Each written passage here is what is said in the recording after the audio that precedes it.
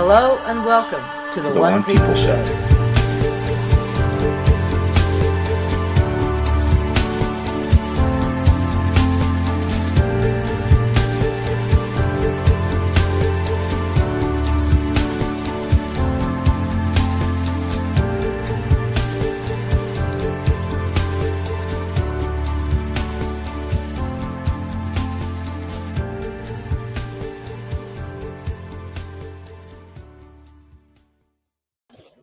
Hello and welcome everyone to this week's One People Roundtable with myself and Danny. It's been a big week. At least it's been a big week down in Antarctica, which is what we're going to cover a lot on. Yeah, so there's weird shit going on down there again. Weird shit going on everywhere. Like, yeah.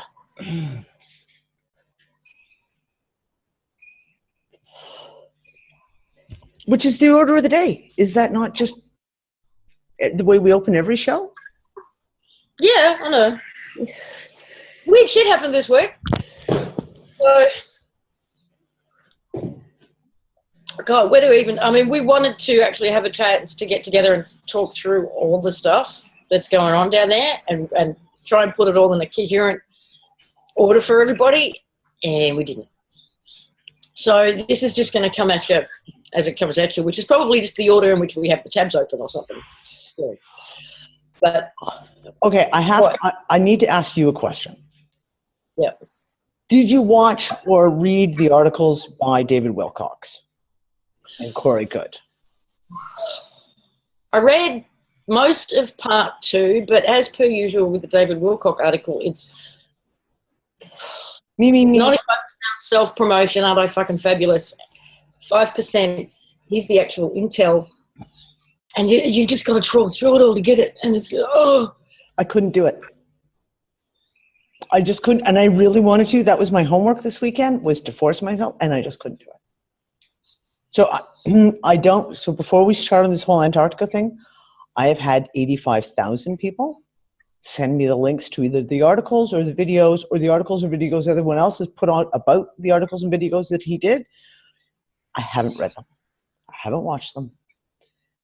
I do know the premise, and I do know the crux of it. So I'd like to start with that one because it seems to be the big glaring piece, and we touched on it last week. So, well, I guess the bottom line is that there is an impending release, not an official release as yet, but they're talking about an impending release of the fact that there are advanced civilization ruins in Antarctica, and that if this does go public, it will go public through all the major worldwide media, through world leaders, through, like, this is going to take over everything. Yeah. Okay. Everything. Okay. What I did like about what I read was, and I said this in a post,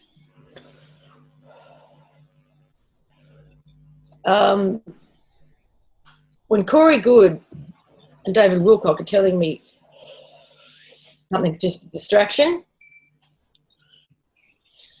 it was pre-programming. It was like, it's going to happen, but it's just a distraction to take all of your attention away from Pizzagate. Which to me says it's not a distraction. It is actual disclosure. But the word ruins was interesting because at the same time that they're calling it ruins, there's also all these other stories about the fact that there's actually a lot of very live, very modern, very up-to-date, real-time activity going on down there. And so, high-tech stuff. And high-tech stuff. The ruins, are they hoping they will be ruins by the time that they release it? Did we talk about this last week, or was this just you and Donna and I? This is the problem, as I trying to remember. So that was just the three of us. Okay, so Donna made a really good point, and she said that by getting everyone to focus on the ruins in Antarctica, are they trying to use our energy to create the fact that it's ruins? I.e., because we have other reasons to believe they've got war down there, don't we? Say again? We have a few other reasons to believe that they're prepping for war down there as a last resort. So, is that an attempt to get our creative energy behind that process to, by the time they announce it, they will be ruins? Newly ruined, they hope. Newly ruined, yeah.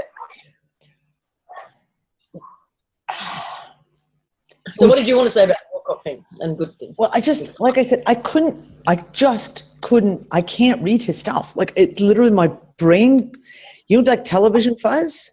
That's what happens when I try to read his stuff. It's like my brain fuzzes over and you start trying to skim through to, like you say, to find to read between the I'm so wonderful, buy my new album, I've got a new book, come spend X amount of money to come see me, sign something or other. Oh, and here's the little piece of intel. And I fuzz over, and I tried twice this weekend, could not. And listening to the videos was even worse. And now we seem to be going in the Putin ate my homework direction. Putin ate my homework direction? I did. People aren't that dumb.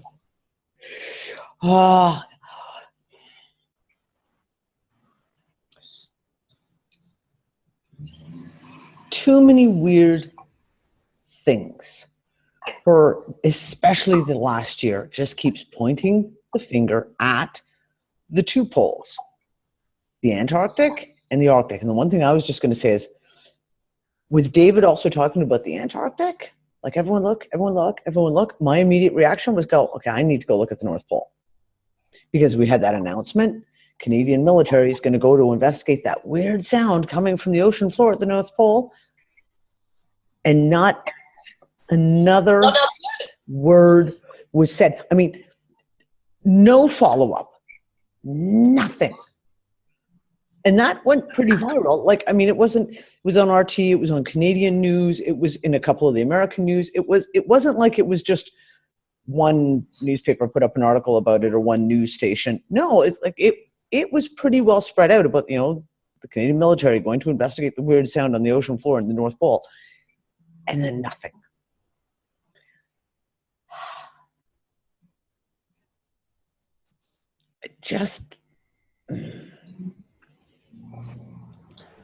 You triggered me then to say something and then I forgot. Okay, Connie, and it's funny, Connie Townsend, okay, everyone's talking now, I can't, well, hold on, let me just expand the chat out so I can actually read what Connie just said, because that's really interesting. Do you think the North is South and South is real North? That's a conversation that's actually come up a couple of times. That what we call the North Pole is actually the South Pole, and what we call, as far as magnetics, right? Yeah, Ben, we know, no, whatever, no poles, blah, blah, blah, get it. Just go with us on the analogy here. We're talking an allegory. Take it as such. So when we hear things going on, is there a reversal playing? Do you know what I mean? Like this is the way I've been kind of looking at some of the stuff that keeps coming out and going, it's just too fucking weird the way that keeps, the Antarctic. And here's another one. I mean, we all know I'm dyslexic, so we all know my typing. Anyone who's in the Antarctic room knows how terrible my typing is. Do you know I cannot type Antarctic? Oh, I've had that trouble too lately. I've had to redo it. What is that? It's like this, ANTARCTIC.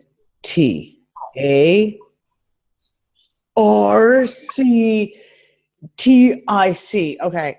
Every time I type it. I mean, let's face it. How much do I talk about the Antarctic? How many times do I fucking type that word? My finger should be able to go. I can't. No, I can't do it either. Can't. That's weird. I thought it was just me. Look. Everyone, me too. Holy shit. Yes, there's several people are saying this. Okay. I see. Latka, exactly. That's how I end up typing it. Is Ant, A-N-T, A-T-R. I just can't. I can't. My spell check sucks. So.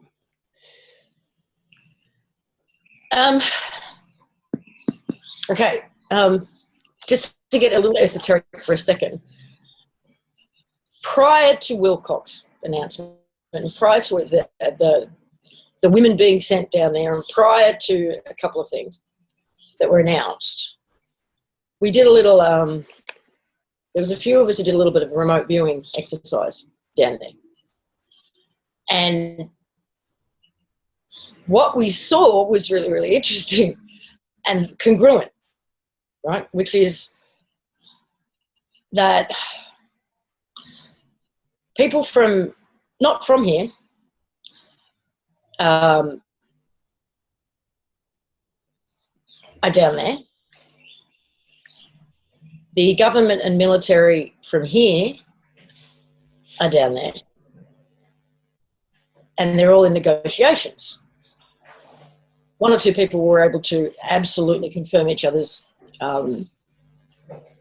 experience, which was there are negotiations taking place. The guys from here are trying to get out. They're trying to cut deals.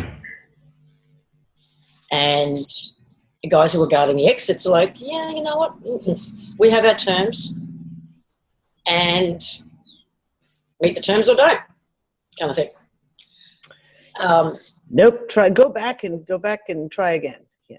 Almost word for word, because they listened in on conversations and negotiations. They came back with the same thing, which was really, really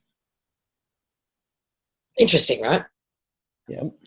And then within 48 hours, we get those women are going to Antarctica. We get giant tunnels and arches bigger than the Eiffel Tower. We get cosmic disclosure. Is that what it's called? Cosmic disclosure. So it was like, wow, okay.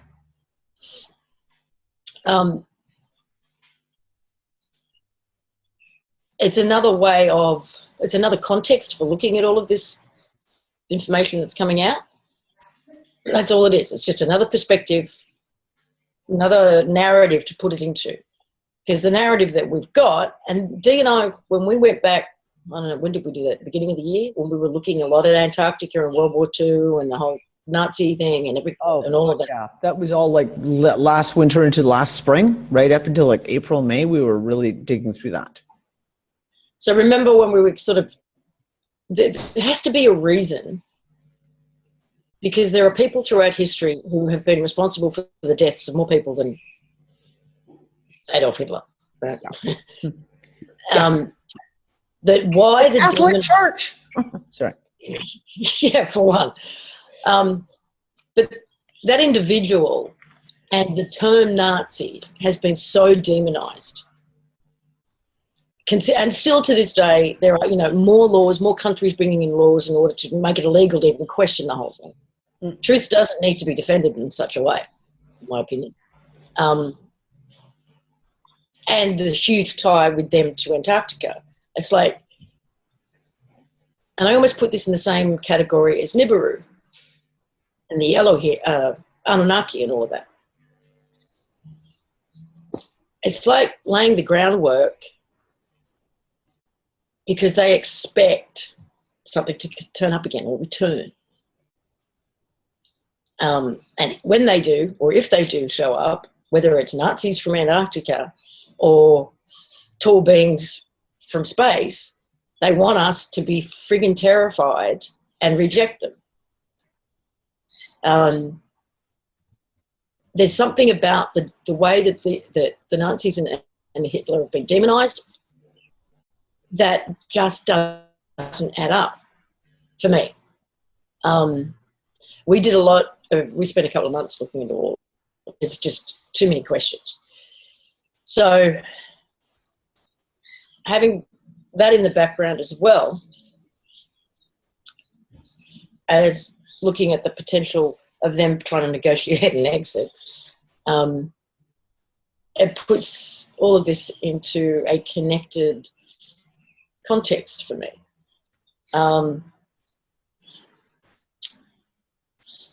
It's telling an interesting story. Everybody who's been down there, and even the people who have been, and we've had some, like the king from wherever he was in the Middle East that was here recently.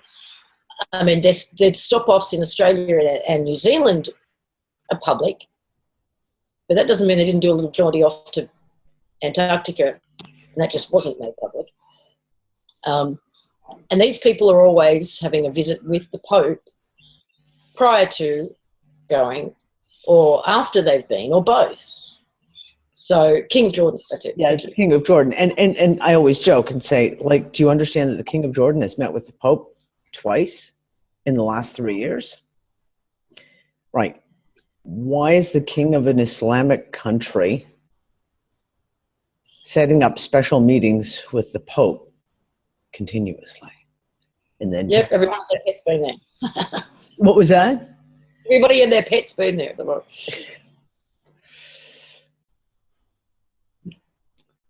I don't know. Including the Russian, what's he called? The patriarch, Kirill? Patriarch Kirill? Something like that. I hear Krill and I think of Finding Dory or Finding Nemo.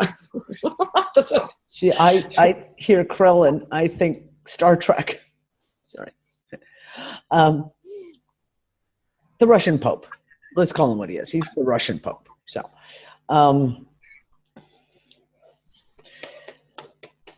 there's shit going on down there. It's not even a question. Now, one of the things that I found really interesting, I posted it into the wow, I can't talk tonight. The Unfuckers room. Someone posted it in a comment, and then I went and looked at it. It was BP Earthwatch had put out a video 2 days ago, yesterday or the day before, talking about a wave of energy that was coming in from a magnetar star. Got it. And he talked about what was interesting, and there was a lot of people, because I brought it up and I pulled out a bunch of different articles and put them all in to the post. One of the things that really struck me with this is, first of all, obviously the coincidence of it being 12 years to the day since the last mega magnetar hit, which happened the day after the big earthquake and the tsunami that wiped out like 200,000 people in Southeast Asia and Thailand and Indonesia, etc. Sri Lanka called for the voice to that one. And he showed that there was, before this wave hit in 2004, there was a massive uptick in the 10 days before that earthquake, and before the pulsar hit, it was a huge uptick in the earthquakes. Like they went from 5, 5, 6, 7, 8, 9.6 earthquakes. And of course, right now we're seeing the same thing. All of a sudden, we're seeing a massive, huge amount of earthquakes again. I'm going to share screen and I'll show people a couple. So we've got, this is the Earth warning, massive wave of energy 16 days away. So, and this is the one that's making the connection that he's talking about between the activity here and what happened in 2014 up to that big tsunami. And then there is also, this is related, but where's the other one? Oh, I haven't seen this one. What's this one? I'm looking for that one. Here's this one. Which is mysterious vibration detected around the world. And this guy is speculating that his gut's coming from the core of the planet. So a lot of this is a lot of fear-mongering in the sense of it can be taken both ways, either fear-mongering or a heads up. Yeah. I don't know whether he's never seen this before. No. So that just might mean that he wasn't looking at around 2004 either. So I don't know whether this was detected back then by anybody as well. But these would suggest earthquakes normally, but there aren't any. This is just the earth literally vibrating. Vibrating. So, literally vibrating. Um, And I tried, when I actually saw these, and I tried to go through, because these are all American-centric. They're all from the USGS, these ones that he shows here. I went to try and go find similar graphs in some of the other, like the EMSC in Europe, out of Europe, the Japanese, etc. And I couldn't find any graphs that I could use as a comparison, because I wanted to see if this was just something going on in the States, or was it being picked up worldwide? But I couldn't find the same type of graphs that were showing it the same way. and here's another one. Earth's crust is shifting. Huge quakes ahead.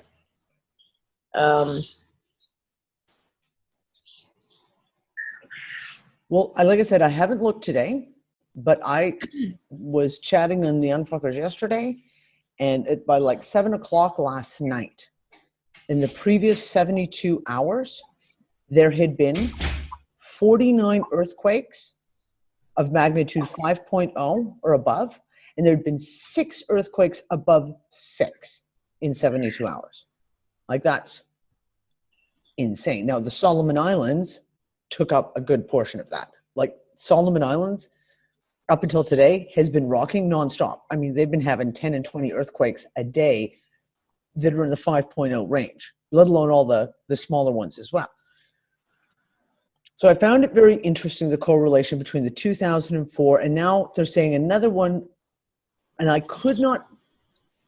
got sidetracked, and I went to go looking to see where this guy had gotten his information, saying that there was another wave of this coming in on December 27th this year. Do you remember what this year's called?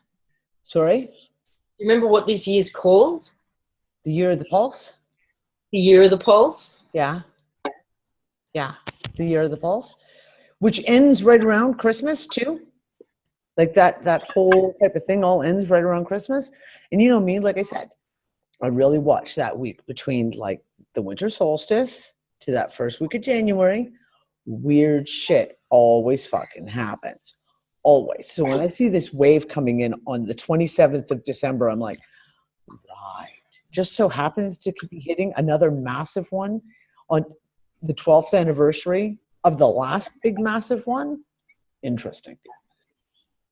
But the other thing is for me, is like I said, I don't look at it so much as the fear porn aspect, because you and I have talked about this for fucking years.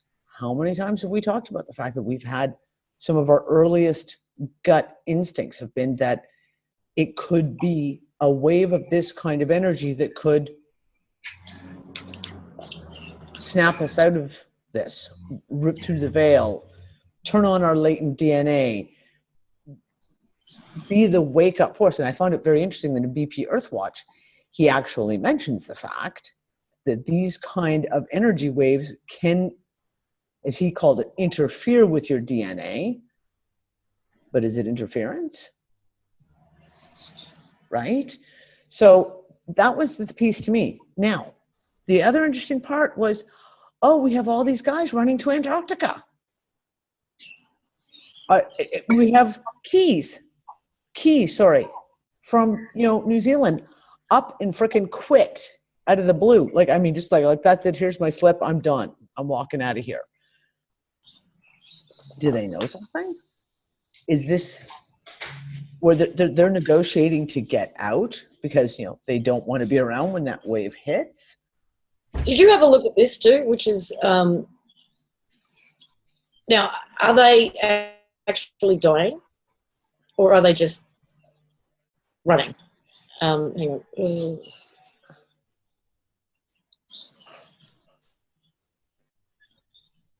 This is deaths in 2016.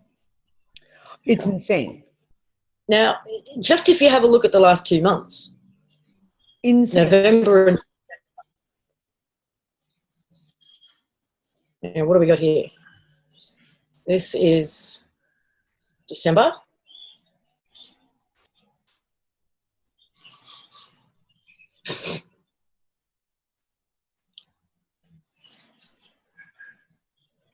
Are you kidding me? Holy shit. I know. And then November's a doozy too. Oh, where's no? Why are you not taking me to November? Okay.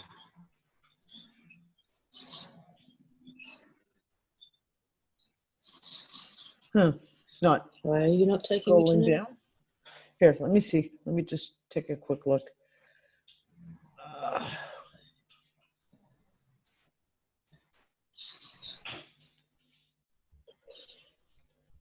Won't take me to November for some reason. But November is, whoa. So yeah, are they actually all these people literally just dropping off, or are they disappearing? Are they runners? Yeah. It could be either. I mean, we've talked a lot about the fact that the death rate is just going like that. It has been for the last 18 months.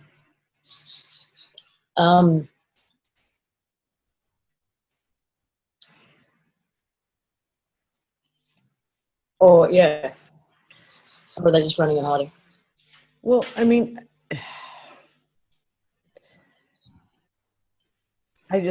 were they running and hiding? And we have the other two things that struck me is the two people who quit office on the same day, Renzi and Key, are both heads or were both heads of countries that have been having major earthquakes in the last week. In the last month. So, like, again, you kind of go, coincidence? Maybe, maybe not. I don't know. So these women that were sent down to the Antarctic. That so raises big blips for me. Childbearing, Young, intelligent, highly intelligent scientists, head of their class, all being sent to Antarctica. Any chance they were an offering in a negotiation? That was, I'm sorry, call me a pessimist, but that was my very first thought. Was like, oh, young, relatively healthy. They got to be healthy to be going there. So they're all healthy, young. They're all academic scientists. They're all professors. They're all, so they're pretty smart. Yeah. What were they all white? I don't think they were all white. Someone said in the chat room they were all white. There's something really funky about that whole story. And you have fucking astronaut dude. Oh, Buzz, did he or didn't he tweet that? Did he or didn't he tweet that warning? And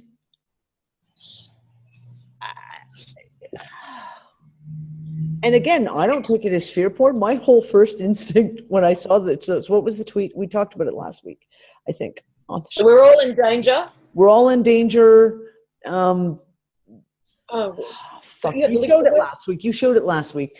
No, last week I showed the one where he says, I'm off to the launch pad. Oh, see again, that was a conversation. So, and then since then, he's apparently said, we're all in danger. They're evil. Exactly. And I was like, okay, but let's look at who he's down there with. All these government guys and scientist guys who are, if they're all there negotiating a get out of jail free card, or at least a get out of jail card. So that would be his perspective. Oh no, they're terrible. I'm so scared. Yeah, it all depends on who he includes in the we are in danger. Who is we? Because I don't think we're in danger. I don't think we're the ones who are in danger. I really don't.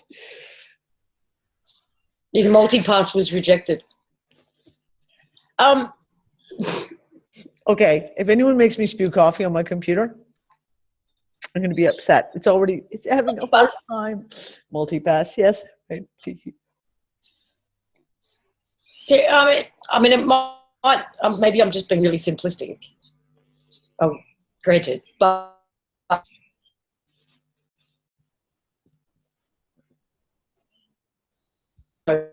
last week that's turning up on all the NASA. My last internet. week. Sorry, Lise, can you say that again? My internet just went all fucking spastic for a second. All I heard was, but, and that was it.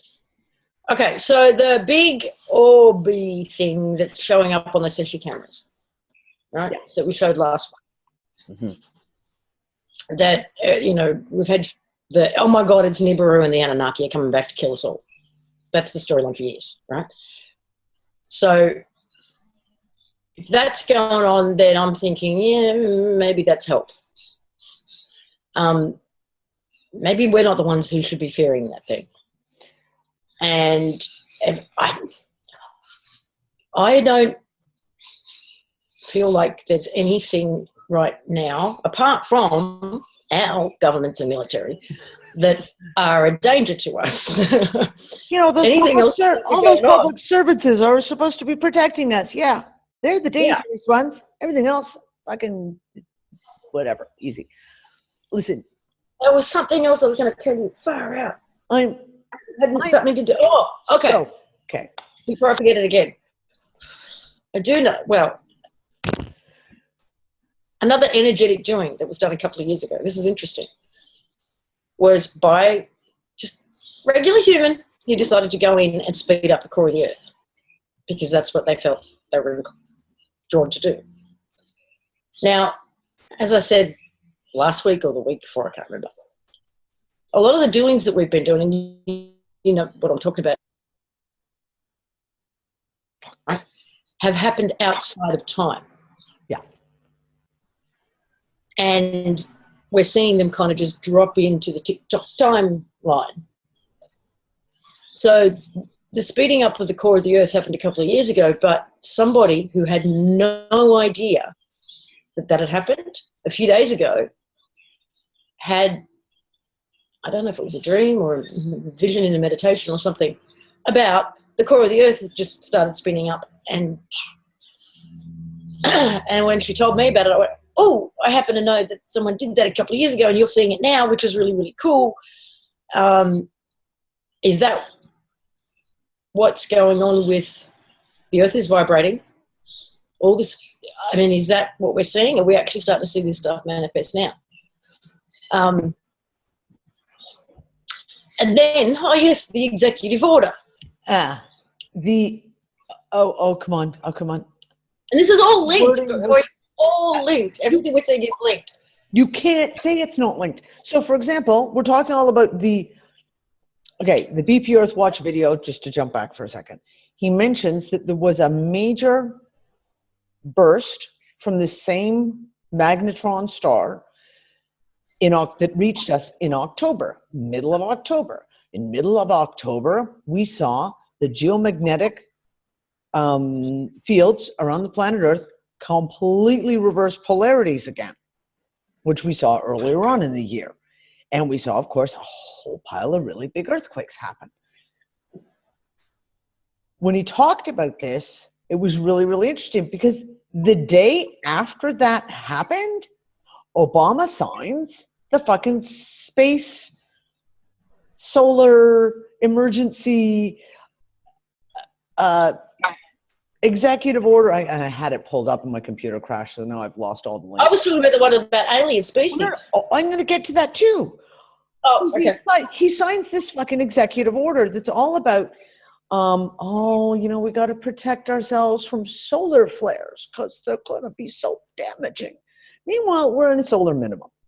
NASA doesn't say so because they're fucktards and they know nothing. We're in the middle of a solar minimum. We're seeing nothing on the sun. There's barely any sunspots. It has been 6 months since we've seen any sunspot that was even remotely interesting to look at. Why would this guy pick now to all of a sudden be putting in these executive orders about emergency preparedness for, cosmic solar, flares? A day before this fucking pulse hits us?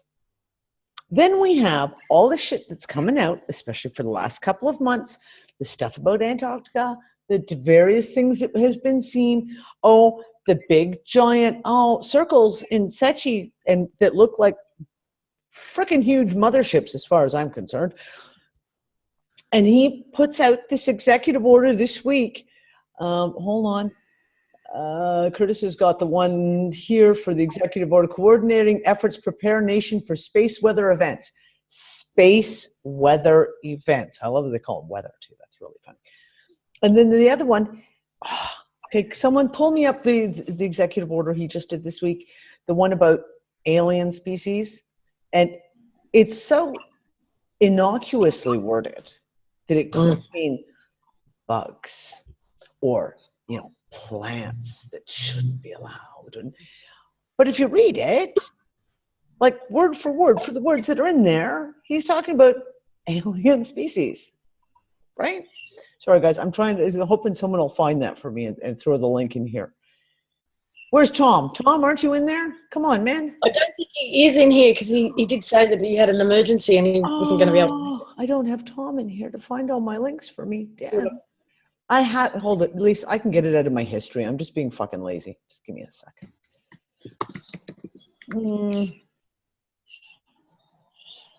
Okay, Executive Order 13112.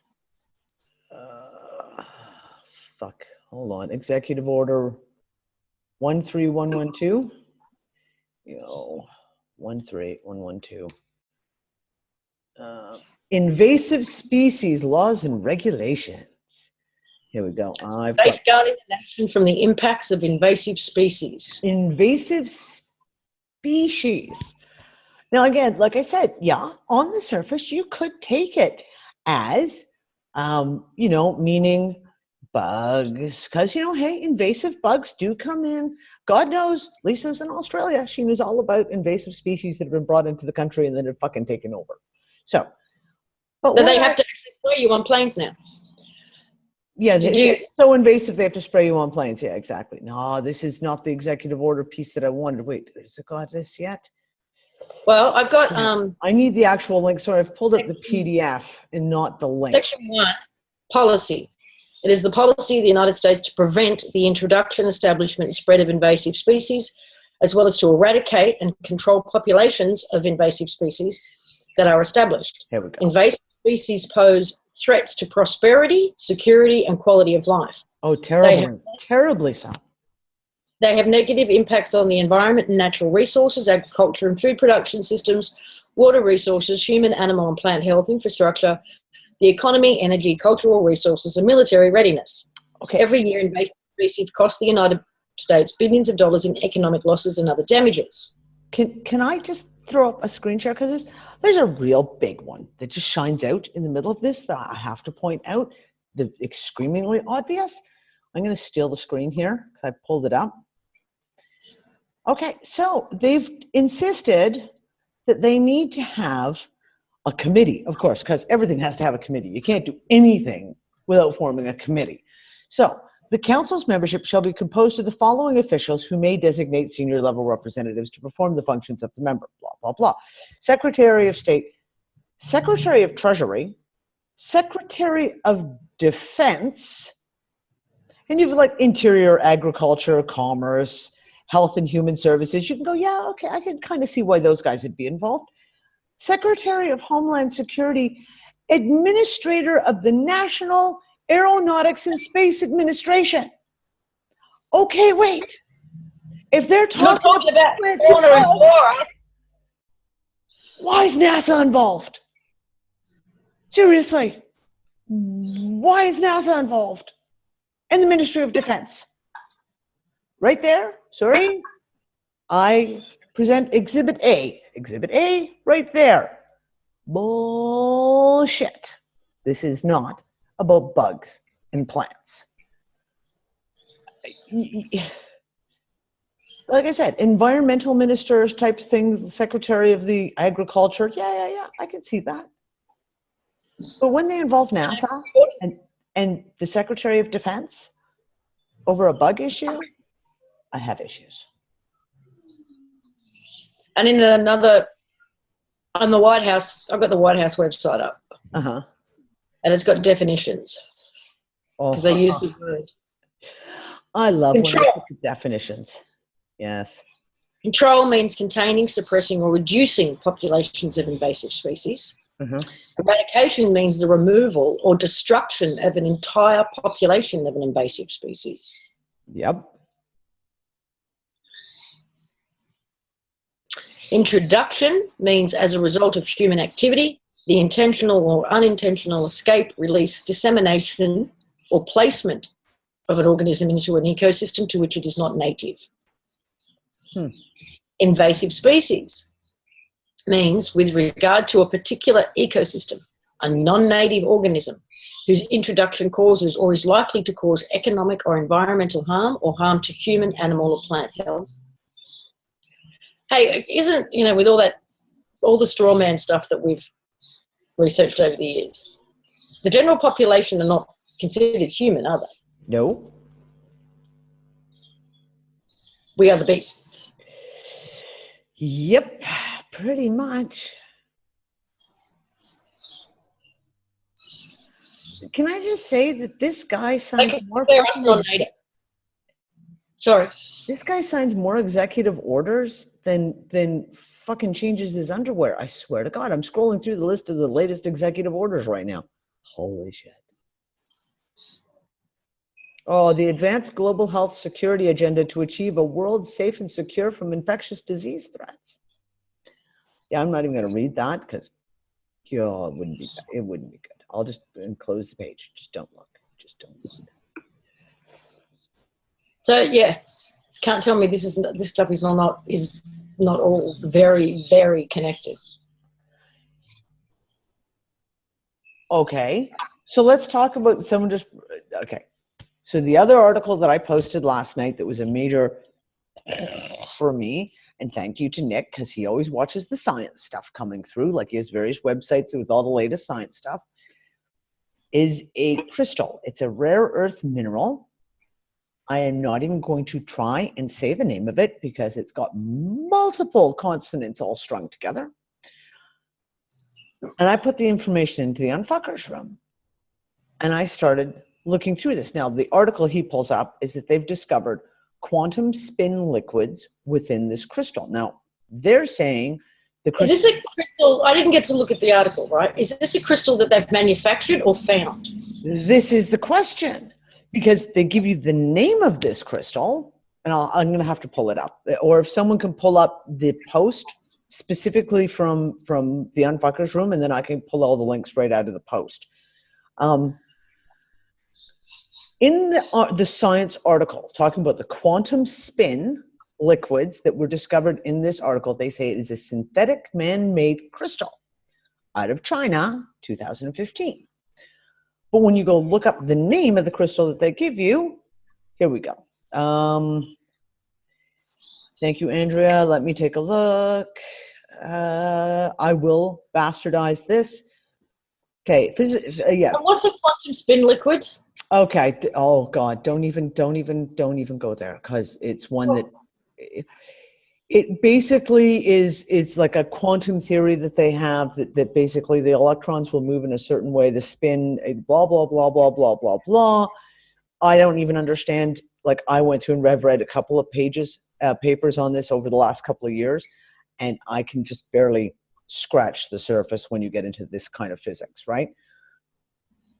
What was interesting and grabbed my attention is they say, oh, this will be a miraculous thing to be used in the new quantum computers. So that gets my attention. I'm like, oh, right, I'm going to have to go look this up. So I look up the name of this fucking crystal, which is called, hold on, I'll scroll down here, ytterbium, ytterbium, this ytterbium crystal made by physicists in China in 2015. This is a separate from Georgia Institute of Technology has found evidence of the quantum spin liquid state hiding inside it. Did you see what Angie posted? No, hold on. Sorry, I'm back looking. in 2006, researchers from MIT discovered that a naturally occurring crystal called Herbert Smithite, which is in the same family, harbored quantum spin liquid. That emerald green stone found in a Chilean mine back in 1972 is what this new synthetic, what did you call it? Ytterbium Ytterbium. was based on. So the ytterbium one is man-made based on the... No. Because when you go looking at it, no, ytterbium is mined in China. Now, as I was saying, China has a complete stranglehold on all the rare earth minerals that are mined around the world. They were very, very smart, and they have gone in and bought up pretty much every rare earth mineral there is, all the mines that mine it, all over the world. They've bought up all these mines because these minerals get used in electronics, they get used in all kinds of devices.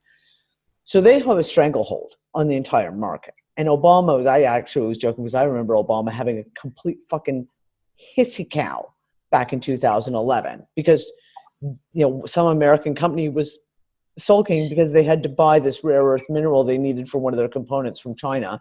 China was like, right, then you're going to pay our price for it. And Obama was having a hissy cow saying, it's not fair that they've taken over the whole market. Go figure, this business. But I look into this fucking crystal, and so you've got two stories. You've got synthetic man-made, then you've got, in 2015, then you've got mined in China. Now, that says to me that... When was the mined in China story? All over. They've been talking about it from the 80s. Mined in China. So have they duplicated it in a synthetic medium? I don't know. I could not get clarity on this. But I'm going to try and pull up an article because this... Well, if China's got a corner on the market, there's a very good chance they would have tried to synthesize it too. Especially if you... Here we go. Look at that. It's right at the very top of my page. Oh, that's way too small. I'll be right back. Yeah. Hold on. I just got to pull this up. Okay. So here is... Oh, I've lost my YouTube. There we go. So I pull up several papers. And several papers are talking about the quantum aspects of what they've discovered in this crystal. They're talking about photonic light, which is, I've written multiple articles about photonic light being the means of communication between DNA and our cells, and it is quantum. They've proven that photons are a quantum element in that they can be in two places at the same time. So quantum teleportation that they talk about is dealing with a lot of it to do with photons. So we've got them talking about them using these crystals to do with the photonic light and quantum communications. Then I pull up this article that just blows my mind just in the title. The title is Quantum Simulation with Ytterbium Atoms in Synthetic Dimensions. What? Synthetic dimensions? Yeah, quantum simulation in synthetic dimensions. And I just sat there and was like, Your brain just shut in. Well, what is the one thing we've been talking about continuously, nonstop, is talking about, oh, this is a simulation. And we're talking about dimensions, and we talk about, oh, the D-Wave computer that is reaching through into other dimensions and pulling their, what's the word they use, their, not assets, their resources, thank you, Rosemary, through. And now you've got a crystal that now that's just being announced now that, oh, it has to do with quantum communication, quantum computers, et cetera, et cetera. We have all the D-Wave stuff. The one thing that struck me is the one thing we keep seeing. So for me, the shit that we saw under Cern back in 2013 was all crystal. The big, massive crystal under Cern. In a lot of the energetic doings that happened in the last couple of months, things that were being seen were crystals. Mm-hmm. And now we've got, and we talk about the D-Wave computers, and we talk about all this quantum crossover of dimensions and CERN. And now they're talking about a crystal that is either A, natural or manufactured, depending on, like I say, which article you fucking read, that's fully talking about quantum computers. They're using quantum computers and photonic light and simulated dimension. Holy shit. And I haven't had a chance to fully read the whole article. I was only able to skim through the original part, the first part of the abstract, and it is seriously make your brain kind of, because it's a full-on physics article. Yes, Angie, I am dimensionally challenged at the moment. Yes, yes. Kryptonite, yeah. But all this stuff keeps coming together, and there's just like all these little pieces. One of the things that was seen in the Antarctic was another crystal piece. And it was something else that was seen, crystalline, something crystalline in there. I can't believe that all this stuff is not interconnected somehow. Now, I did say we'd probably jump all over the place because we didn't get a chance to sort through all this and put it into order. Sorry. Back to this big orb that we've been seeing. Yeah, I want to get back to that. Thank you. This may actually be it, witnessed in the night sky. I can't. Can you put it to like the full page? Just because I can't really see it. Oh. Are we actually going to start seeing this thing with our naked eye? Or are we already? Okay, here's the other thing. What they're now calling sundogs. And we've seen, there's been a couple of pictures posted of some pretty fucking incredible solar auras that go all the way around the sun with these bright lights on either side. We had one here just yesterday. And there's been a couple of them over the last couple of months. Again, great, you know, here's the sun, and here's this big band of light around it. Now, is that a band of light around it, or is that something behind or in front of or shining through? Well, the interesting thing about this, have a look when I go back to the next clip. It looks like this thing is rolling in. It's not spinning the way we normally see things, right? It looks like it's rolling this way. Have a look. Okay. Why? No, hold on. Why is my computer doing something ridiculous? There. Okay, let's see. I'll take it back. Oh no, it's doing it.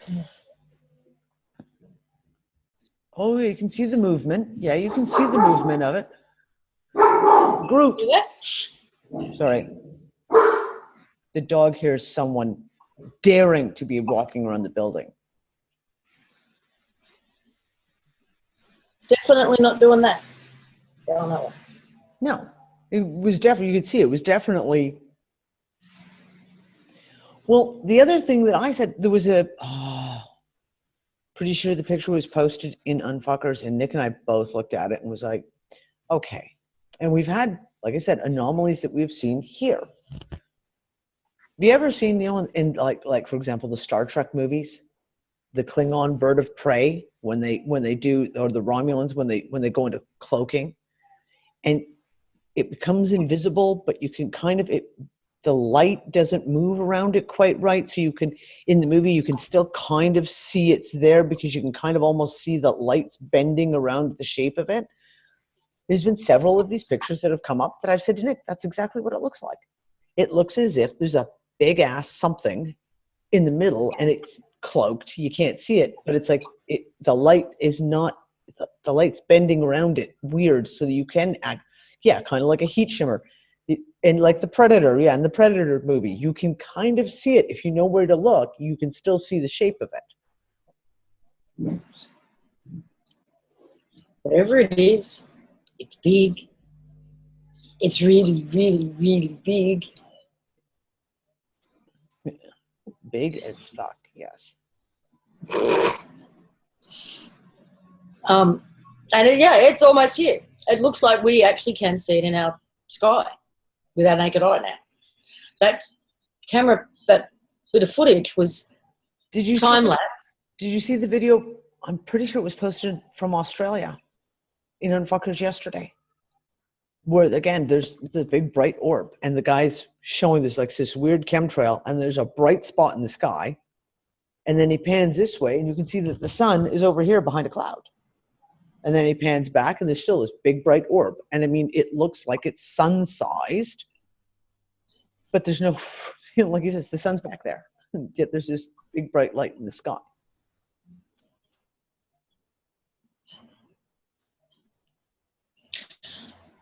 So if it looks, I mean, it looks in those images sun-sized as well.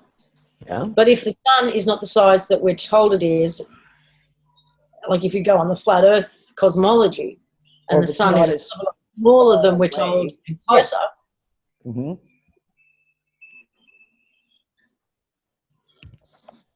Okay. I don't know.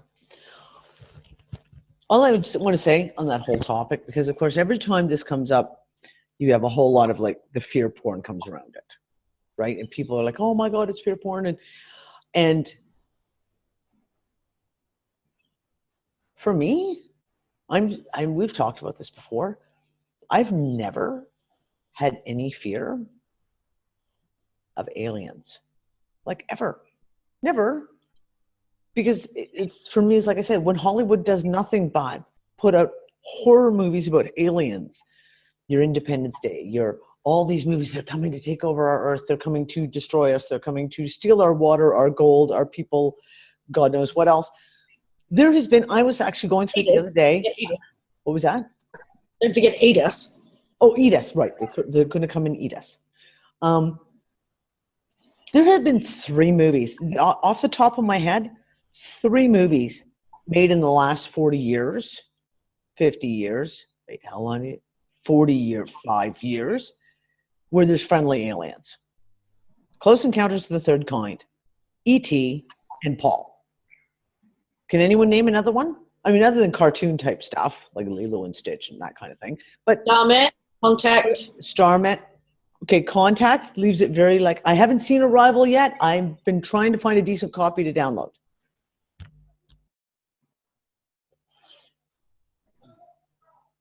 Abyss was a bit like that too, wasn't it? A little bit kind of, we don't really know. I can't remember. It's been so. It's kind of like, okay, Avatar, and I'm not talking about things that take place in outer space. I'm not talking about Star Trek that takes place in outer space, or Star Wars, or Avatar that takes place in a different place. I'm talking about the stuff that talks about, aliens coming to Earth, right? There's all this kind of stuff that goes on, and it's, you compare the negative to the positive, it's like there's this many positive influence movies and this many that they're all coming to eat us, right? So, I don't know. I've been a huge science fiction fan my entire life. And the thought of aliens coming has never, ever scared me, never, ever freaked me out. I don't know. So for me, it's not fear porn. Okay, Mork and Mindy, got it. Okay. Mork and Mindy, I stand, and Third Rock from the Sun. Yes, okay. Sorry, I have to add those to the list. Nanu. Nanu. Yeah, I honestly, I think the guys who don't have our best interests at heart are already here. And pretty big playing. I'm way more worried about what the fuck Rockefeller and Rothschild are going to do, and all the rest of that crew, than little green men from Mars. Okay, what else was there? Because I mean, you can throw all this stuff in a pot, see that it's connected, and then pick a narrative that's out there to filter it all through. All the narratives are pretty negative. No matter where you look, it's either our governments and military are prepping to take us out, or our governments and military are prepping to save us from something else that wants to come and take us out. Or at least pretend that. i.e. Project That's the Ruby. majority of the narratives out there. And yet, I'm not feeling it. I think they're the ones who are worried. They're the ones who are scared. They're the ones who are on the brink of being taken out. Yep. That's my feeling. Yeah, right there. That's exactly my feeling. I've always said, and it came right down to back in way, way long ago in the first conversations we had about Solace. And I talked about the character of Solace and the fact of if a computer, for lack of a better word, actually became fully conscious and had access to the internet, which is of course the basis of what Solace was in the books, having access to the entire internet, it would not take a super smart computer to figure out who the fucking problem is. And it ain't us. Like, really? Like, that's like, if you have access to all that shit and you can look at everything that's being done, the who, the what, the where's, the why, the when's, and the how's, it's not us that's the problem. It's the them. That little 1% or 1% of the 1% or whatever. So, I'm really not worried when it comes to that shit. Oh, okay. Lisa, did you get to watch the Westworld? Did you do the Westworld marathon? I think I've done up to number... I rewatched 4 again because it's been a while since I watched it, so I had to rewatch that. And then I think I started 5. I swear to God, it puts me to sleep. It's the best bedtime story ever, and I don't know why. I so want to talk about Westworld. Well, go ahead. I mean, don't worry about spoiling so it. Fucking much shit. And I wish Ryan and Andy and Steve were here because they were like contacting me like the next day after. This Sunday just passed. No, last Sunday just passed was the final episode of season 1 of Westworld. It's only a 10 episode, like HBO. It's like 10 episodes. And the next season 2 isn't until 2018, which I'm just like, you can't do that to me. But Ryan and Andy and Steve from Wake Up World were like contacting me Monday morning going, did you watch it? And I'm like, no, shut up. Don't say anything. I haven't had a chance to watch it yet. The shit that goes on in that show that sits there and makes you really think about the construct and who we are. And someone, and I'm sorry, I can't remember who it was in the Unfuckers today, made a comment that just blew my fucking mind. It was Steve, and he said, think about when you dream. When you're in a dream, it feels completely real. Because it feels completely real. It's not until you wake up that you realize that the dream was a dream. It wasn't real. It says, but does anyone actually remember the beginning of a dream? No. You never remembered the beginning of a dream. It's not like the credits roll. It goes, here's your dream, Danny. Here we go. Oh, sweeping strings. Okay, we're walking through a field and, go.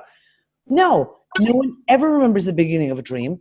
You remember, you're just like, you're in the middle of the dream. It's like you're basically plopped into it and away you go.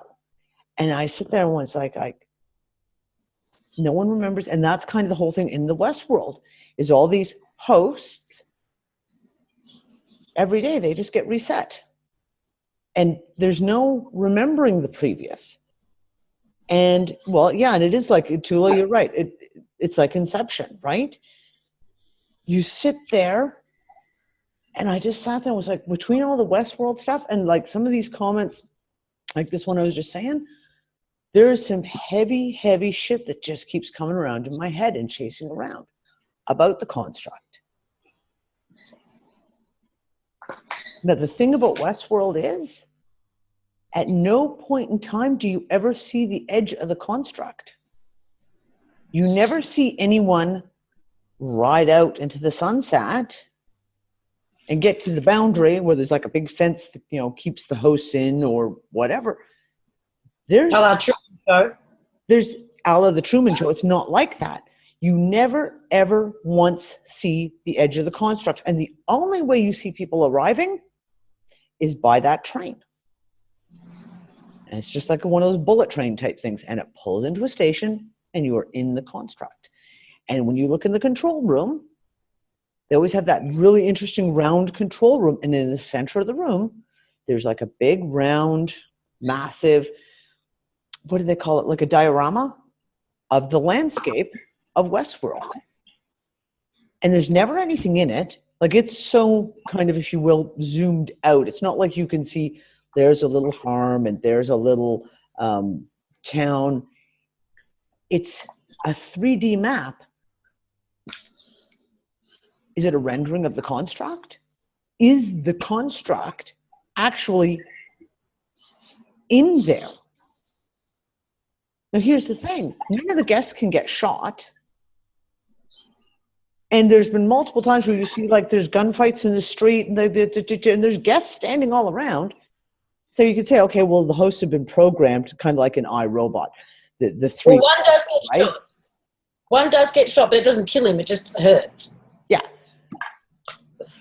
But how, if you've got wild gunslinging things going on all over the place, like there's multiple of them, almost every fucking episode, there's a wild, ridiculous gun battle that happens in some old West town.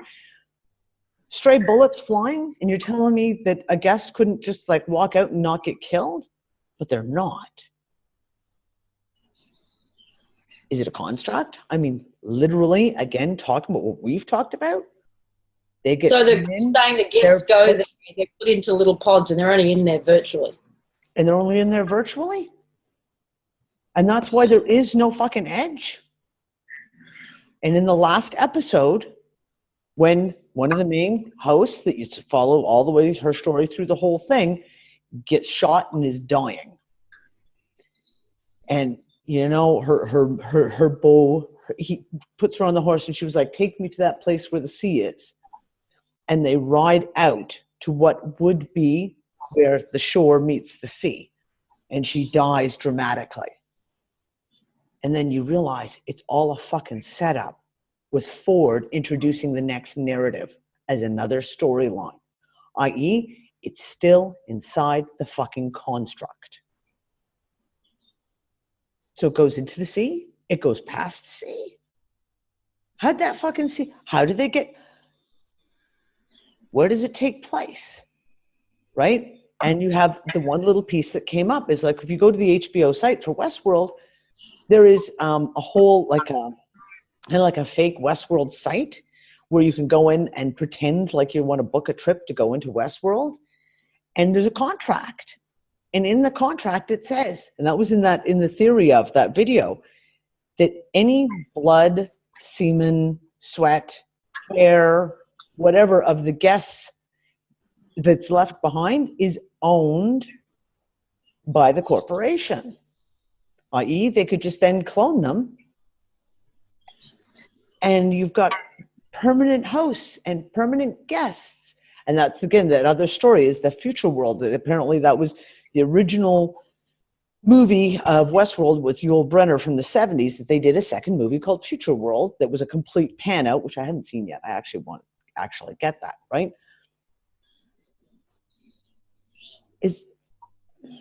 There's so many aspects to that show on the deeper level that to me just screams pay attention. And things that you and I've discussed for fucking years, Lisa. Like this, the whole mind wipe thing, and just like whoosh, start the day fresh again. Boom, boom. Ouch. The movie The Island is just brought up as well. Same deal. The Island. They are clones of real people. You haven't seen The Island? No. Apparently I should have. Yeah. Ewan McGregor and Scarlett Johansson. Clones. It's all about cloning again. Oh, and they don't realize that they're clones. No, they think they live in a post-apocalyptic world. And she gets drawn for a. Is this the one where she gets the winning lottery, the lottery, and she thinks she's going to like this wonderful holiday vacation? And he's like, no, you're about to get. It's the one part. What they're told is that it's the one part of Earth that's left undamaged and unharmed, and you win a lot to go there. Yeah. But these are clones who are cloned from very wealthy individuals to be used for emergency purposes. Yep. All that sort of stuff. They get sick. They're their insurance policy. Yep. And they get harvested, and they cost like $2 million a pop. But what they discovered was when they were making these clones, because as far as the public knows and as far as the people who are paying for them knows, they're never conscious. Yeah. Oh, that's right. Is it they're just kept totally unconscious and they couldn't do it? It was impossible to do. They wake up. Self-aware. They have to be conscious. They have to actually live a bit of a life to actually fully activate and for them to be viable. That's right. This movie, The Island, what's this about? 5 years old? No, it'd be longer than that, wouldn't it? You think? Maybe. I don't know. I know that. Maybe I saw it in Canada, so it would have to be at least 4 or 5 years old at the least. What's her name? Scarlett Johansson's in it. So if you look it up, The Island with Scarlett Johansson, and Ewan McGregor. And they weren't even given. No, they weren't actually even given the memories. No. Of their original. They were just given a set of storyline memories. Yep. Scarlett Johansson has turned up in some seriously fucking interesting films, including the one that she's about to do, or has just done. I don't think it's been released yet. I think that's 2017, like January, February 2007. Ghost in the Shell. Thank you, Jeff. Lucy, The Island. There's another one. There was another one that she did that's it's like a really, really interesting one. Okay, but so Em, here's the thing. She's talking about The Island. They started to remember, Ewan McGregor's character starts to remember. And that's the whole thing. When you get all the premise of these shows is them starting to remember. In Westworld, what's her name? The one who plays the madame at the brothel. I love her as an actress. I want to say Maeve, I think. Anyways, she starts to remember. She starts to remember when her previous lives in the construct of Westworld, where she's a mom with a daughter, and then her and her daughter get brutally murdered by, of course, the man in black, who plays a massive role throughout the show. It's the memories that trigger that they start to have these memories. Okay, holy crap, and they have the memories, and then they start to remember more, and they start to remember more. And isn't this what we've been talking about? I mean, for fucking years? About remembering shit and things all of a sudden popping up and going, holy crap. The same thing in the movie of The Island is Ewan McGregor does start to have memories. Now, if he's a clone, then you're talking DNA. DNA, I swear to God, contains the cellular memory that goes right the fuck back. And we may be blocked from it, but it's there.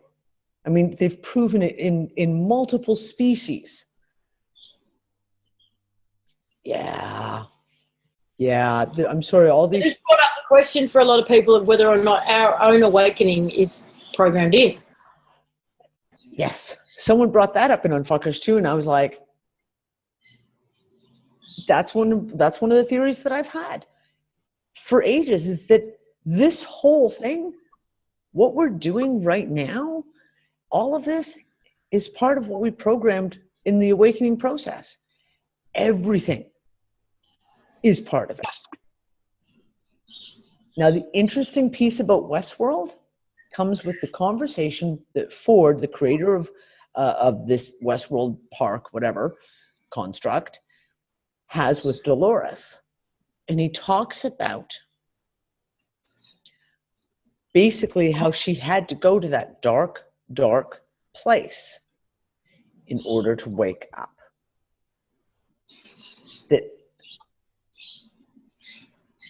while everything was sweetness and light, there was no stimulus to wake up because it was all sweetness and light. And I kind of sat there and went like, but is that, at least look at what we're going through, like in the world. Like, let's take the world in the last 20 years. Yeah, I know. Can I just say something? Yeah, go. Does this fall in line with the, they are just our partners in contrast, they're doing this for our own benefit? No, I don't think so.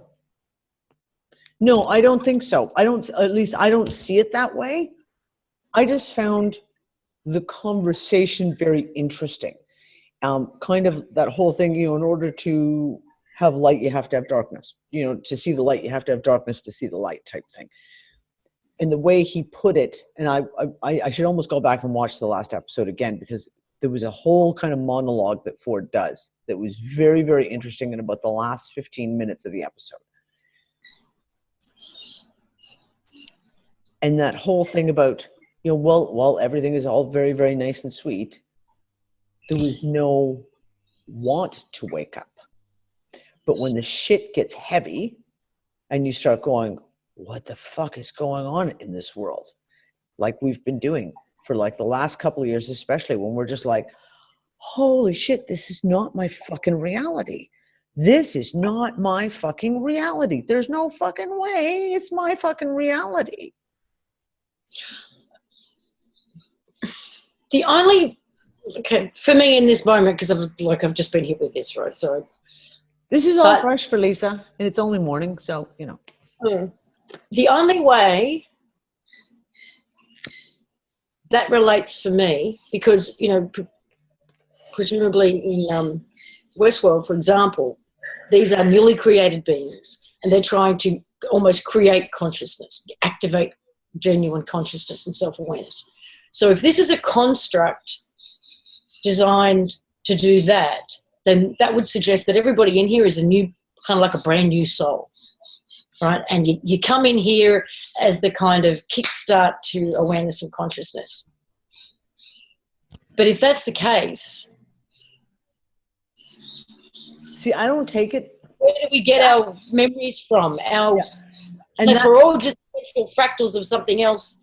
Yep. No, and see, and I don't take that aspect of us all being new and just been born into this construct. I don't buy that at all. But even if it's a point of having an experience, like I've always called it the experiment experience type thing. You know, if we entered this construct in order to experience whatever it was, for whatever reason it was. I'm not even going to go into the who, what, where, why, whens, or anything like that. Just the basic premise that we entered into the construct to experience something. Then there would have to be an end point. Like for me, if I look at it as an experiment I have done for fucking years and years and years, there's always an end point to the experiment, because the experiment is going to have, you have a conclusion that you're trying to reach, right? When you run an experiment, you get to the end of the experiment and you extrapolate the results. If the end point is to come in, forgetting everything, and then go through, whether it's been taken over or not, get to the point of waking up and getting to that place where you recognize, holy fuck, this is a construct. This is not my reality. And remembering, even if it's a pure science experiment on the DNA level, we're going to mind wipe you, and let's test and see if your DNA will actually remember, and will bring you back to that place where you will remember that this is fucking bullshit. This is not reality.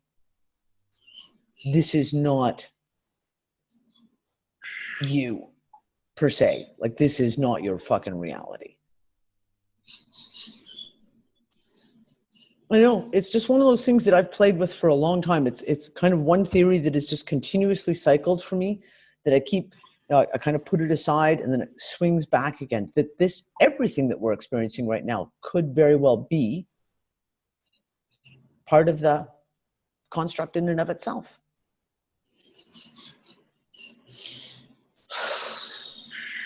Okay, there was a little piece to camera I did, a little rant. January or very early February 2014 is what you're reminding me of right now. Okay. Do you remember? I remember the rant. I don't remember the con. Yeah. Okay. Yep. And I put it in a kind of lab situation, and I had the general operations director, otherwise known as God. I remember this. Yeah. The scientists who were running the experiment were actually the subject of the experiment. They just didn't know it. Yes. Not the participants. I wrote an article back in, I think it was March or April of 2013. And I wrote it as kind of like a story kind of idea, an allegory, if you will. And I used, where you use scientists, they were the directors of the play. They were not on stage. They were off stage, right? They thought they were separate. They thought they were separate from the experiment, but they were also part of it. That their whole play into it. I'll have to pull up that article again. That's been years since I wrote that.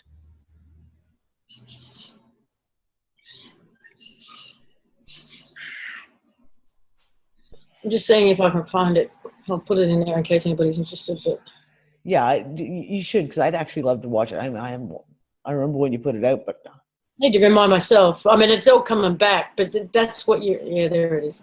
It's me sitting in a really messy bedroom in Morocco. drop the link in, and save the link so that we can actually put it in with the recording. I was really, really bad last week, and I totally forgot to fucking.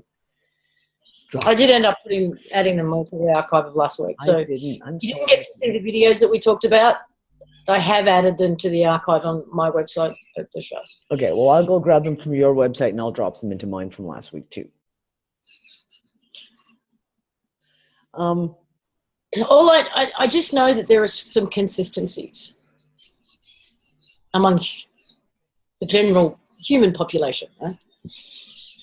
One is what's coming out now, people are actually finding the guts to express without feeling like everyone's going to think they're nuts, is the sense that this would be the last time, or that they would never die. Yep. That something huge is going to happen in their lifetime, that there are memories of somewhere else. Mm-hmm. Something before this. Even if you don't remember. No, just a knowing. But you just know, exactly. That you were here for a reason. Mm-hmm. That you came here to help. That you came here for the end. Mm-hmm. That there is things you just know that you don't know from here or from this lifetime. This sense of being caught in a loop, whether it's reincarnation loop or cycles within a lifetime loop, that there are memories of not just past lifetimes, but actually outside of this entire construct. There's just too much congruency. I agree. And what's been in the last month or so is an absolute explosion of memories, yep, of knowings. Mm-hmm. And for a long time, I felt like however this plays out, it'll be nothing like we expect. That it has been nothing like we expected so far anyway. And I mean, right throughout 2012, when I was interviewing all these people about what they thought was going to go down at the end of 2012, nothing happened as expected or predicted. Nope. Or envisioned. The things that have happened I don't recall anybody saying would happen, even if they just got 1 or 2 bits right. It's just been so different. I don't know. David Wilcox did ascend. Remember that was He did ascend, that's right. He did ascend, kind of. Sort of. And then he descended back again? Or what happened? I don't know. I just make a joke. I don't know. I just remember all the funness over it. No, he actually did say, he put out an article about it. Kind of weird. So, expect the unexpected. And we're getting plenty of it. Every turn. A picture is forming that is nothing like we thought it might possibly, could have imagined it to be. 2 years ago? Could we be imagining that we would have had this conversation today 2 years ago? I don't fucking think so. No. Oh, yeah, me too. I couldn't understand it. The whole death and aging thing. Yep, same with me. I can remember having a conversation with my grandmother back when I was probably about 15, and literally saying to her, well, I don't plan on dying. It's not going to happen. And my grandmother being, well, that's a nice thought, dear, but everyone dies and blah, blah, blah. And I was like, yeah, no, not going to happen. Call me crazy, call me delusional. I still stand by that. Maybe we are all just, sharing a community delusion. I don't know. But that padded cell, that's all that we could all be in that padded cell right now. These meds are good. These meds are real good, I tell you. Don't even get me started. Okay, look, everyone. So, I mean, is this just a ingrained fear of death that we all carry, or in the knowing that we all carry? You know what? Here's the thing that gets me. I love our Unfuckers group. I love everyone in that group. We have such a vast array of people from every nationality under the sun, from every part of the world under the sun, well, using to coin a phrase, under the sun, from all different backgrounds, people who were brought up were religious as children, who were brought up in religions that they've just literally broken away from 6 months ago, to people who have not been involved in religion, to people who've done the whole, been a hippie since the 60s and been on this spiritual quest. We have everyone in the Unfuckers room. Everyone. So when you talk about kind of like what you're saying, like programmed responses, I don't believe that.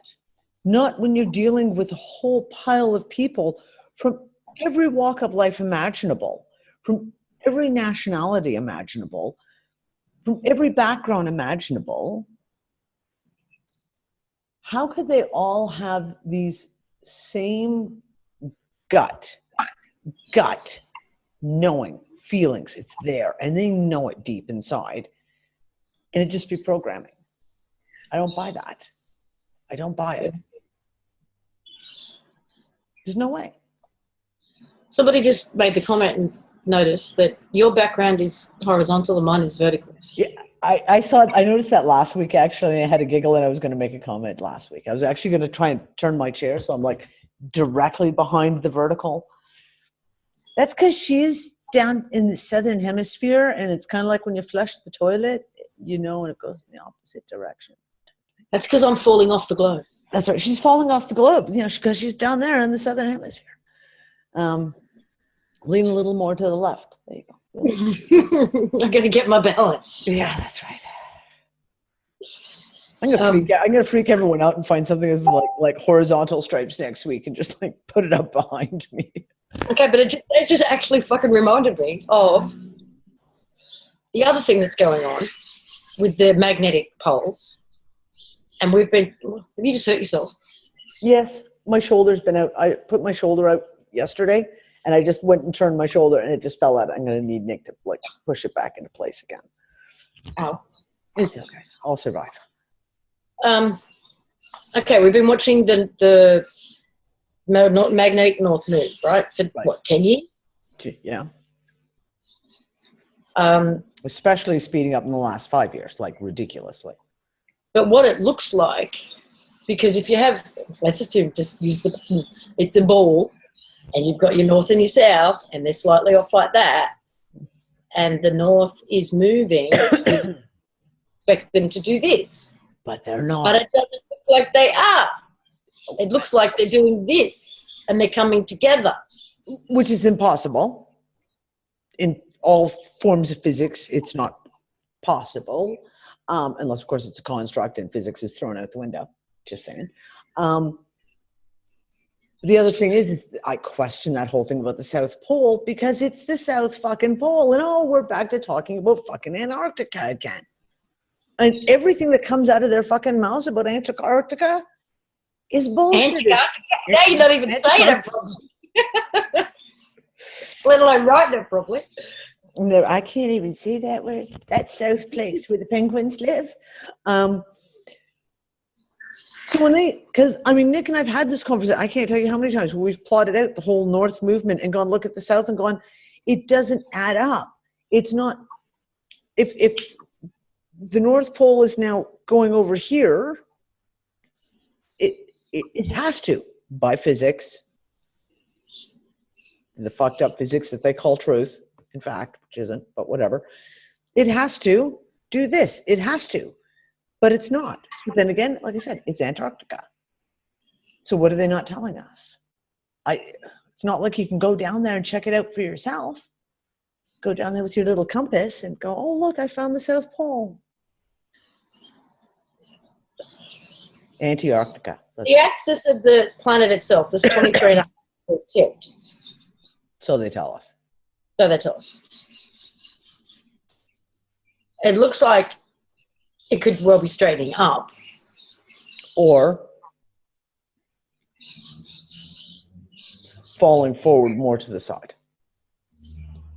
In which now, we've had yellow roads for Texas forever, saying it's like this on a pole. Yeah. And it's going to do this. Right. We've had some other intel actually saying it's the other way around and it's going to do this.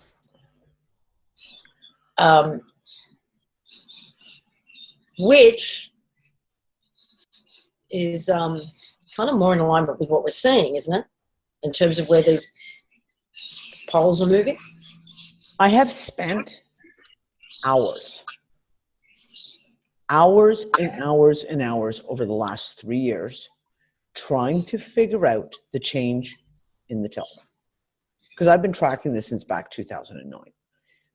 And I've pulled up globes and I've tried to replot where the equator should be. I've tried to look at things like the massive changes of temperature, the massive changes of weather phenomena such as, i.e., droughts in California and snowstorms in fucking Saudi Arabia and fucking Egypt, right?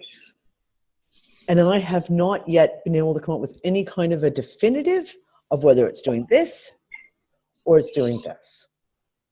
Now, my one thought was, is the interest in the Antarctic and the Arctic, well, Antarctic specifically, because there is no land in the Arctic.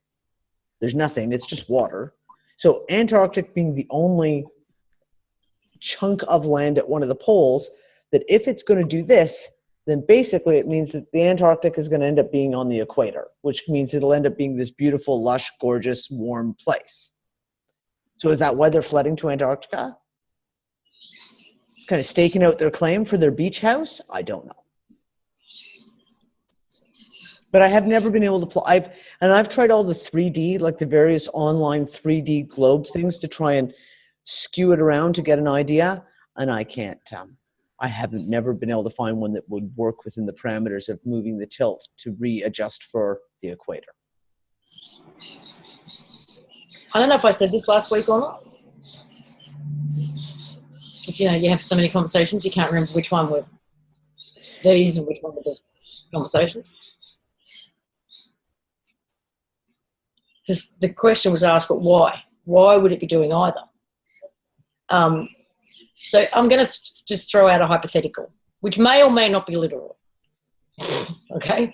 And it's purely on energetics and doings and visions and shit like that, right? Dreams and all of that. Yep. It's not based on any scientific evidence whatsoever. That big orb that we're seeing through these NASA cameras. Yeah. Information that's come out from, like I said, dreams, doings, knowings, whatever, that the construct was cut up, sliced up. Yeah, okay. What if this big thing is the original construct? It's what we call home base, or the original construct. That was the conversation that you and Donna and I had this week. So I think you should maybe can you go back and kind of give people a little bit the background of what you meant by a slice? Because when you were talking about this, you gave a little more detail to me when you were originally explaining this.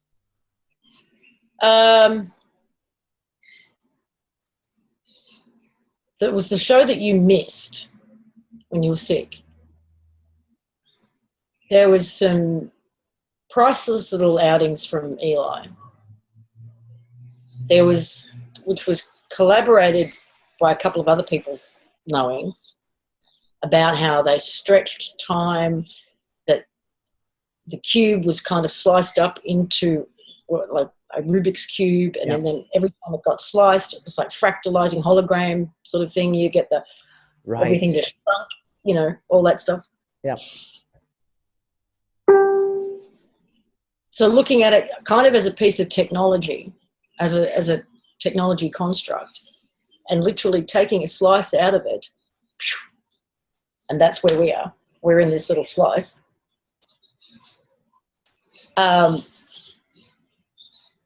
So I kind of got this this vision of bandits, you know, that just come and take a little slice and then piss off with it, right? And it's taken a while for the original construct to catch up. Where the fuck did it go? And then they've been looking for us and tracking it down and finally caught up. Now, if it was cut out as a slice, all you would have to do is put it on a little bit of a tilt and it wouldn't fit back in again. It has to actually be perfectly in alignment so it can slide back in and merge with the original. Yeah.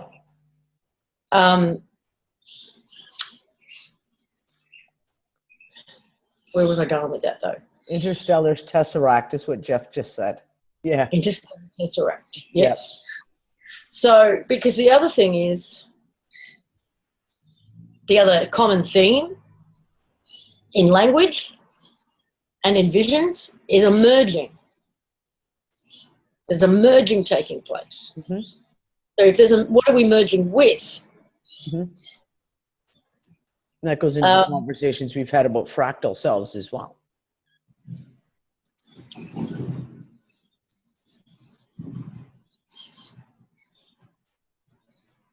Just a what if. Again, going back to why demonize? This whole, the Nibiru story, all of that sort of stuff. Yeah. So what if that is actually the original construct or home base or something, wherever we originally came from, that's finally caught up with us? We're now straightening up, or this way, whichever way it's going, in order to line back up. We're now in some kind of tractor beam, like it's actually got us now. We're in the tractor beam. It can't be stopped, which is that feeling now that everyone's got of whatever path we're on right now cannot be stopped. Like it's kind of done in that. And that the closer we get, the stronger it gets, the faster it gets. Well, could that almost be like, could that almost be the time speeding up thing? If like, I'm using your analogy of like a tractor beam, all of a sudden, you whatever, and then the back tractor beam starts pulling it back in, it seems to me that would very much be kind of like time speeding up. Now, has anybody noticed that the cycles in terms of, at the moment it seems to be going in about 3 to 4 day cycles. So like Lulu said with the way time works, time is very different where she was, right? Right. So what I've noticed, and not just with myself, but with many of others, in these 3 to 4 day cycles, it's like you're fully awake, you've got plenty of energy, you don't need to eat that much, everything's really cool, you might not even sleep at all, you can probably pull a couple of all-nighters, and then you go through about 3 or 4 days where you can't keep your eyes open, you need to fucking nap, you're hungry. And so is that daytime and nighttime? Are we experiencing, because as we're merging and we're getting more and more in alignment with the time there, a day there is like 3 days here, and a night there is like 3 days here. Well, that's kind of interesting. Dipping into within our bodies. I mean, this TikTok thing, that's all just going on as it normally is. Yeah. But it's within us that we're more in tune with getting into the rhythms, the rhythms of it, and that would account to what we've talked about, the fact of like it used to be almost like 2-week periods, and then it got down to like it was like a week between, and then it's like that time between each flip is kind of shortening. I know I'm back. I was really good all weekend. I was really good, like up, awake, ready to sit back and kick back on the evenings. I could have watched a movie at like 11 o'clock at night, no problem. And was it last night? No, last night, but it was late last week where it was the same thing. It was like Wednesday, Thursday, Friday. I couldn't stay awake for love nor money. And I was laying down during the week. I couldn't help. I had to go lay down in the middle of the day. And I don't nap, ever. And I could have slept until 9 o'clock in the morning easily if it hadn't been for the fact that I had a dog that had to go pee. It's the little thing. I literally could not stay awake Friday and Saturday. I was not in my body properly. It was very weird. It started Thursday. And I'm yawning now. And I'm like, it's only, holy shit. Oh, show's almost over. Again. And I can't go over today because I've got to race off and pick up Barbara. Okay. Awesome. Well, yeah, I know. I gotta go take the dog out for his last walk. So there's a lot of people who are noticing these 3-4 day cycles. Mm-hmm. And also, like you said, it's not just the sleeping part. It's like the eating part too. Yeah. Like I have days, yesterday, I woke up in the morning. I was so fucking hungry. From the moment I woke up, I had breakfasted. Like I had like a piece of toast at 8 o'clock in the morning. That doesn't happen. Like I never eat before noon for most days. I was starving all day. And I ate continuously all day. Like it was like little snacks, and right through till bedtime. Today, I missed lunch because I forgot to eat it. I didn't have breakfast. And at around 1 o'clock this afternoon, I was like, oh, right, I should eat something. And I literally made myself a piece of toast with like some cream cheese and a piece of tomato. And that's the only thing I ate all day until dinner time. Yeah, I say. Now, the other thing, just before we go, of course, a little while ago we talked about... Change the subject quick. No, quick. Women's menstrual cycles.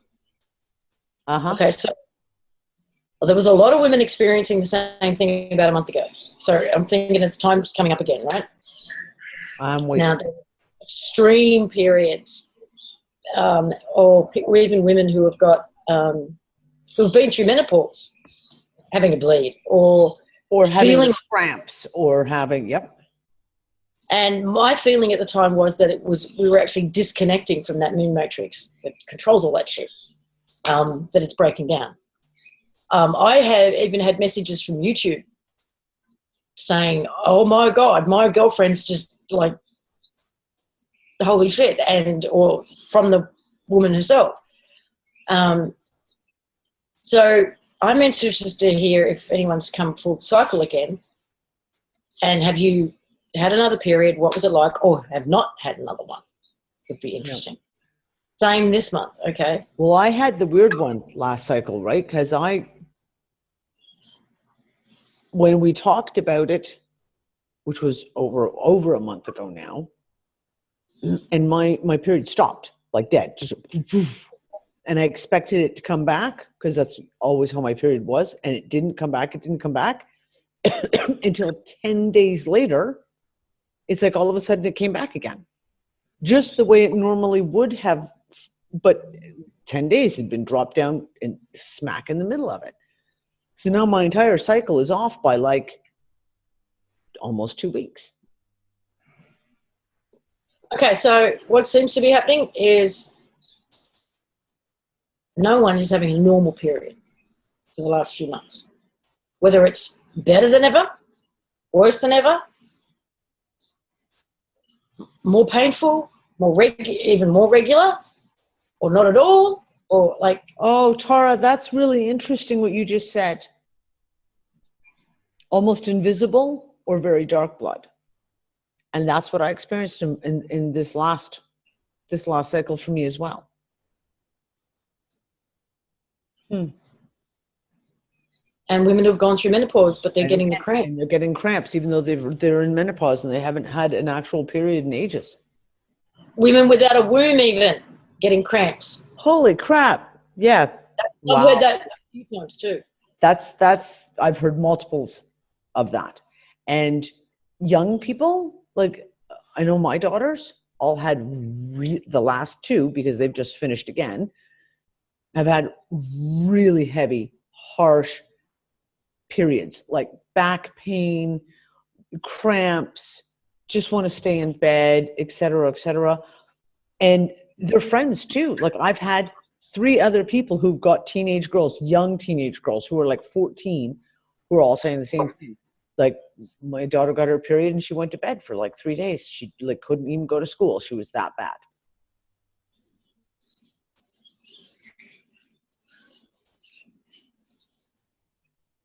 That's kind of interesting. Oh, Chrissy, I feel for you. Sorry, I really do. That's interesting. Okay, so I was having a conversation yesterday again about magnetics. and okay, so when you deal with magnets, right? If you have a more powerful magnet, if you take, a really powerful magnet and a less powerful magnet, the less powerful magnet will always align itself according to the more powerful magnet. It has no choice because the magnetic field of the more powerful one forces it to flip. So if we look at the moon, which is, call it just an object in orbit, and we know it puts it, God knows we don't know what the fuck it is, but it puts out frequencies. But they talk about things like women's periods, the tides, all this ebb and flow type stuff. If there is another object now coming in of greater mass, I cannot see how that would not have an impact on the fields of our planet, magnetic and electrical fields, energy fields of the planet. It's a larger mass coming in. Could that be kind of what the period thing? I'm not even wording this. It's too late at night to get into this conversation. No, but I know where you're going. Right?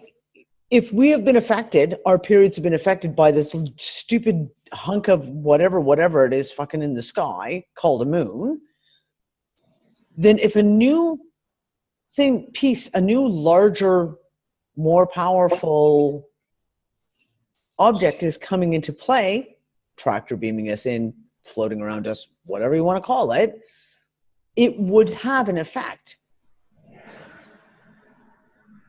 Oh, because that's kind of interesting, Lise. Because it goes into kind of the stuff that I've talked about with the animals and the migration patterns. And I've always put that to the change of the tilt of the planet. But which also could be happening as a result. Right. But even as such, the change of the forces of whether it was, like I say, magnetic, those forces, that larger body coming into proximity could also change all those things. Changing the basically like the jet streams and the Gulf streams in the ocean, in the air, etc., which could cause a lot of the migratory problems with the birds and the fish and the sea life. Oh, that's interesting. Okay, I'm going to have to think about that some more. Oh, and it would also explain all the electrical disturbances for the same fucking reason. If you have a larger orb, a larger object coming in, and well, regardless if it's magnetic, it's going to have certain effects. And we look at all the ground lightning we're seeing. Have you ever gone to a science center and played with the Tesla?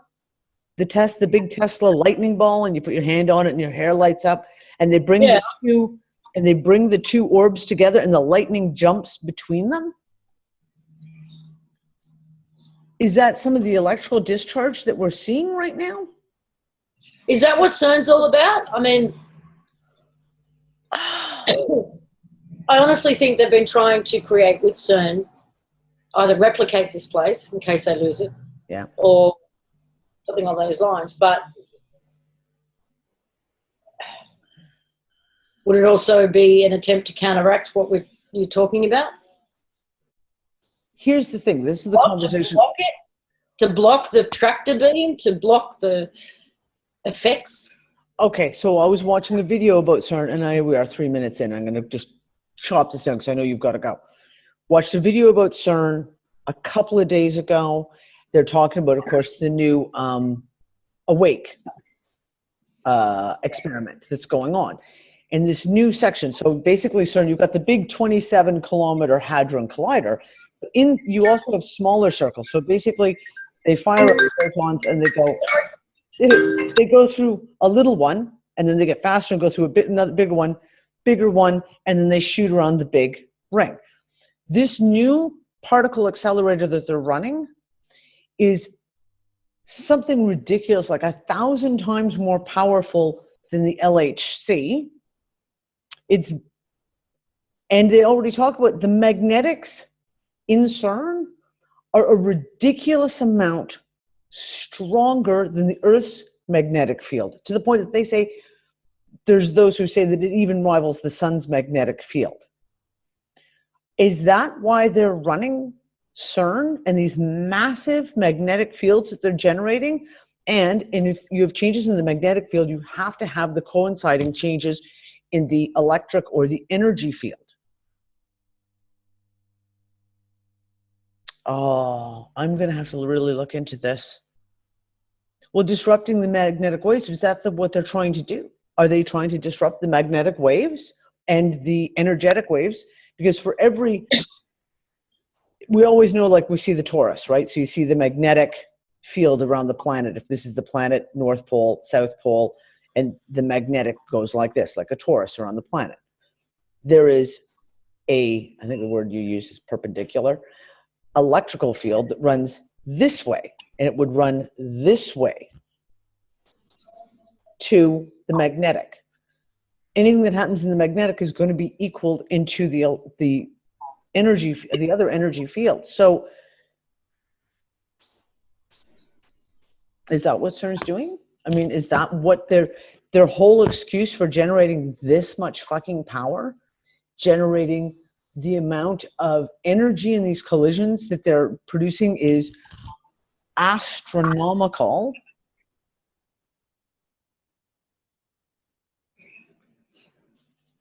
Are they trying to interfere with what's coming from the proximity of another object in space that's bigger, like much, much bigger in mass?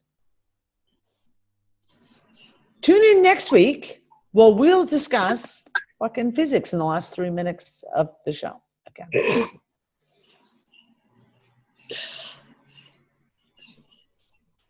I know this is being really simplistic. I get that. But all evidence suggests that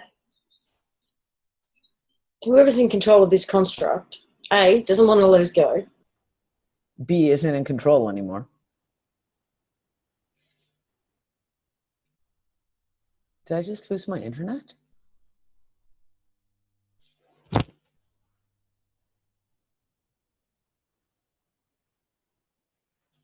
Did I just literally just fall offline for like the last minute of the show? You've got to be fucking kidding me. She's back.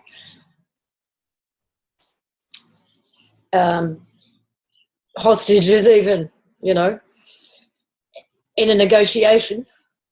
Oh, you need to be doing, okay. Okay, all right, hang on. Oh, you're doing that thing where you don't show up unless you write down the book. That's it. Okay. Yeah. There you go. I'm just a mirage. I'm not actually here. Sorry, can you go back to your simplistic? I have something to say simplistic, and then I dropped offline, so I have no idea what you said. I was basically saying that I'm pretty convinced that whoever's running the show does not have our best interest at heart and does not want to let us go. And that if anything is coming or happening that is for our best interest, they're not going to tell us. And we may well be being used as hostages or pawns in some sort of fucking game and negotiations right now. So whatever they're up to, it's pure fuckery. I do not consent. Which I do not consent to. There's screenshot time. Here we go. And I don't have any fear. I've got no fear about any, like, I can't even pretend to be. Nope. I got none. Oh, I mean, I have my moments. I have my moments when I get all like, but I also know that when I look at those moments that they're external, it's not. Well, that's also, that's not to say that I don't think anything negative is going to happen. I think we may well likely see some more cataclysms, earth changes, shit like that going on as this goes down, and lives will probably be lost. That's always gone on. Yep. And it's going on. And whether it's manufactured or natural, it's sad either way. Yeah. But overall, big picture, I'm not feeling fearful. No. And that's just where I'm at. All right, I'm going to go. We got to go. She's late. For a very important date. Okay. See you guys next week. Bye.